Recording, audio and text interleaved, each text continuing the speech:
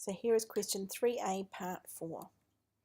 So the question here is if there are two competitors selected randomly, okay, so two competitors, that makes the question a bit more difficult. We'll come to figuring out what they do.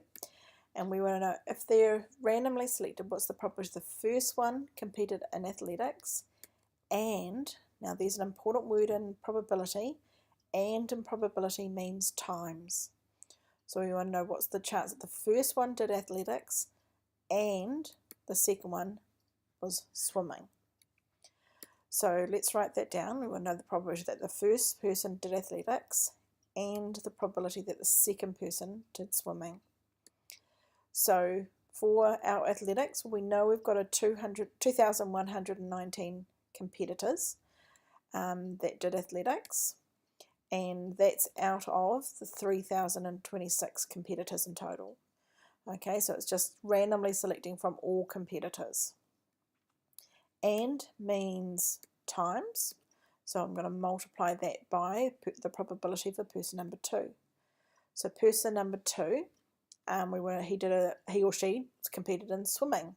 So the chance that they competed in swimming is there's 907 competitors. And this is where we've got to be careful. If we're talking about the probability for person number 1, that was a probability divided by 3,026. When we now come to person number 2, we've already worked out what the chance of person number 1 being is. So when I look at that 3,026 total, I need to subtract 1 because I've already counted for 1.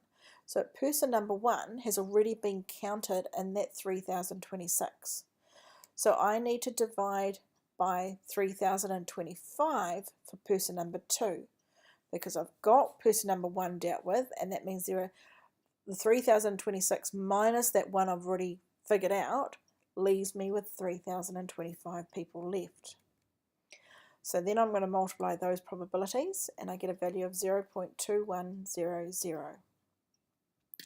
Now the way that the marking of this works, if you were to get just one of those answers, so if you got the probability of somebody doing athletics, that would give you an achieve skill.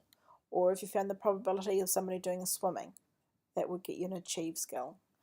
If you multiplied two probabilities together, so you showed understanding that and meant times, even though you might not have had that one of those numbers was right but the other one wasn't, then that would have given you a merit, an R.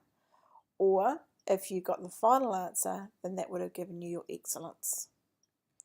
Okay, so here's the list. So correct answer for one probability was a U, one probability multiplied with another, so that one of them had to be correct, then that would have given you an R. Or if you got the final answer with working, you couldn't just write down the answer, you actually had to have the working, then that would have given you a T.